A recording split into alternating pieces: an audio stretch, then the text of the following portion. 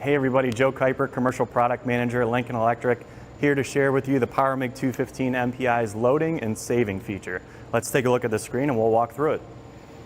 So say I was walking through Ready, Set, Weld, set all of my settings, and I really like the settings that I was on when I made that weld. I have the option with the Power MIG 215 MPI to now save that. Press for options, I would scroll down to my save memory feature. I can select a memory slot. Let's go with memory 2 and hold down. That setting is now saved into the machine. Next time I go to weld, to be more efficient and kind of skip those steps, I can go over to load memory. Memory 2 is now saved.